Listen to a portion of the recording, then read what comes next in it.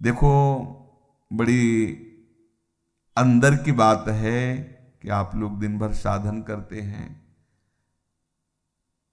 लेकिन जब आप शयन करते हैं तो असावधान हो जाते हैं।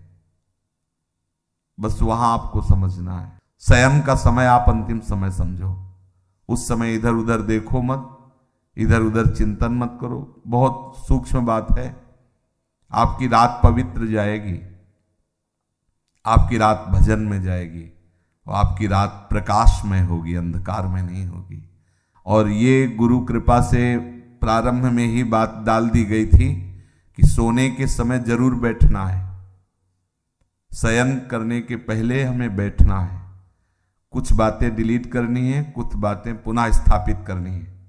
बैठकर हमें अपनी दिनचर्या पर दृष्टि डालनी है। आज गलती क्या हुई, ये प्रारंभ में ही गुरुदेव भगवान संन्यास मार्ग में जिन्होंने हमें नैष्ठिक ब्रह्मचर्य का उपदेश किया था, उन्होंने ये बात डाल दी थी कि आपकी दिनचर्या कैसी हुई, आपको रोज जांचना है।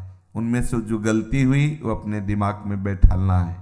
जो बातें आपके साधन के विरुद्ध है उनको नष्ट करना है। उनका नष्ट करना मतलब उनको स्वीकार ना करना होता है। जो गलती हुई आगे से ना हो, क्यों हुई ऐसा समझो, और ये सब करने के बाद एकदम शांत हो जाओ और भगवदाकार, जैसे कोई मरने पे नहीं होता, सारी वृत्तियां समेट लेता है और बस। अब शयन हमारा ठीक होना चाहिए। अपने लोगों से कुछ गलतियां हो रही, देखो कोई भी सत्संग में बात होती है तो कहीं ना कहीं से तरंग आ रही है, वो हमें जरूरत है उस बात की, तो उसको संभालना चाहिए। अगर आप एकाग्रता पूर्वक सत्संग सुनेंगे तो आपको कभी प्रश्न नहीं करना पड़ेगा। आज अगर प्रश्न उठ रहा हो तो सुनते रहना, एक दो दिन में उत्तर आ जाएगा आपके पास। वो तरंग आएगी, वो आपसे वही प्रसंग हटके आ जाएगा, एकदम प्रसंग से हटकर वो बात आ जाएगी।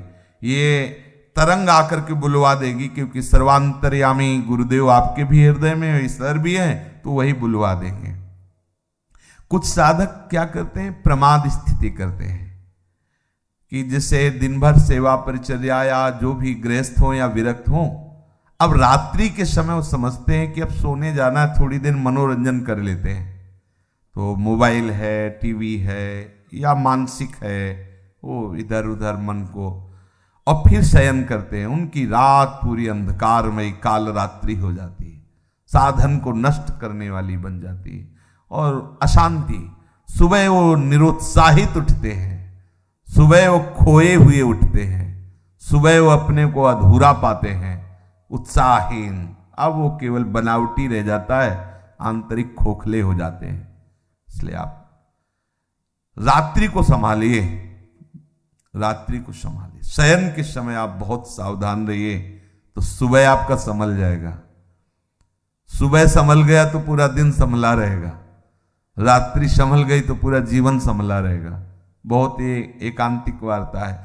आप शयन के समय कभी मोबाइल मत चलाइए, क्योंकि मोबाइल एक ऐसी वस्तु है जो पूरे विश्व ब्रह्मांड को अपने में समाये हुए है। वो गूगल क्या कहते हैं, जो भी सर्च करो सब उपस्थित कर देता है। बलिहारी ऐसी सिद्धि तो महात्माओं में भी कभी कभी नहीं होती थी, जैसी सिद्धि मोबाइल में है। नहीं, सर्च करो, हर विषय लो। महात्मा भी है तो एक सब विषय का थोड़ी वो सिद्ध होता है, वो तो भगवत विषय का सिद्ध होता है। और जो मोबाइल है वो हर विषय का सिद्ध है। आप किधर भी सर्च, बोले राधा कृपा तो वो राधा कृपा कटाक्ष शुरू कर देगा, और वहां से सत्संग तो राधा केली कुंज से सत्संग शुरू कर देगा, और कुछ भी तो और कुछ भी शुरू कर, जो चाहो। हाँ, हरि कृपा कछ दुर्लभ नहीं तो मोबाइल कृपा कछ दुर्लभ नहीं, जो चाहो सब। अब साधक तो वैसे ही, जो साधक का मन है वैसे ही मतलब तूफान समझो। अब उसको एकांत मिलाओ, शयन, दरवाजा बंद, बोले अब तो भजन करते हुए डूबना है, वो डूब गए। मोबाइल बहुत बड़ा सहयोगी भी है।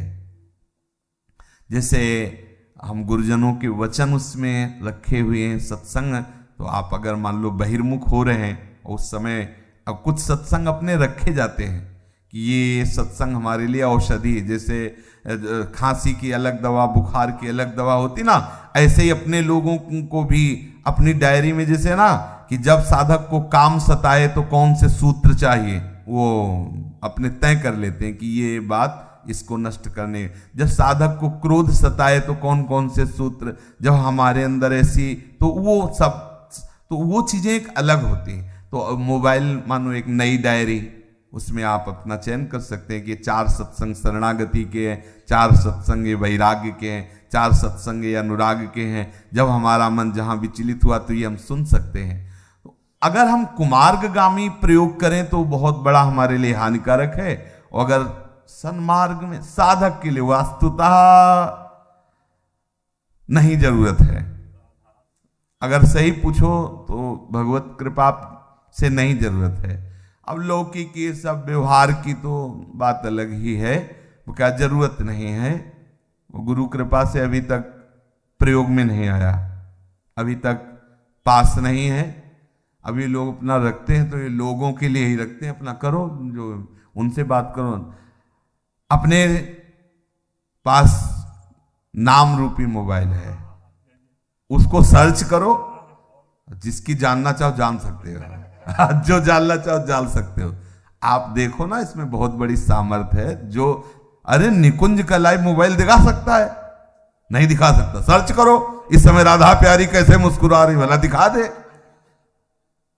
राधा प्यारी कैसे, ये राधा नाम सर्च करो, आपको दिखा देगा।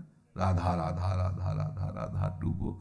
भाई ये शयन के समय कुछ साधक गड़बड़ी करते हैं, चाहे गृहस्थ हो चाहे विरक्त हो। आपके पास मोबाइल है, आपके कमरे में टीवी लगी हुई है, मान लो आप गृहस्थ हो, आप ऐसा सब, तो आप शयन को संभाल लीजिए। शयन में गंदी बात नहीं होनी चाहिए, गंदे दृश्य नहीं होने चाहिए। ये जो गृहस्थी में संतानोत्पत्ति की भी बात है, वो एक संयम से है, शास्त्र संयम से है। वो केवल भगवत आराधना मात्र है, अपनी वासनाओं की पूर्ति के लिए नहीं। वासनाओं की पूर्ति के लिए कहीं भी कोई बात नहीं शास्त्र आज्ञा करता, अपनी आराधना की पूर्ति के लिए है। ये भी एक आराधना है गृहस्थ धर्म में, वो अपने संतान उत्पत्ति करके पितृ आदि की तृप्ति के वो व्यवहार बकाया शुद्ध परमार्थ में भगवत चरणारविंद की आसक्ति प्रधान जीवन होना चाहिए, चाहे वो गृहस्थ हो चाहे विरक्त हो। तो हम खुद जानते हैं कि हमारा मन किधर जा रहा है और हमसे क्या करवा रहा है। ये प्रार्थना है सब साधकों से, विनम्र प्रार्थना है कि आप अगर एकांत में ऐसा कुछ दृश्य देखते हो, ऐसा कुछ करते हो, तो आप ना करें। ये नियम ले लीजिए कि मोबाइल जब शयन करने जा रहे हो तो उसके पहले ही उसका स्विच ऑफ कर दीजिए। ज्यादा बातचीत भी किसी से मत रखिए, जितनी आवश्यकता है। तो ये यंत्र है, बस 2 शब्दों का उत्तर हाँ ना या कोई बात है। कुछ लोग ऐसे होते हैं कि वो घंटों ऐसे ही लगाए रहते हैं। साधक कैसे बात करेगा इतनी देर, कैसे बात कर सकता है? उसका तो चिंतन छूटेगा।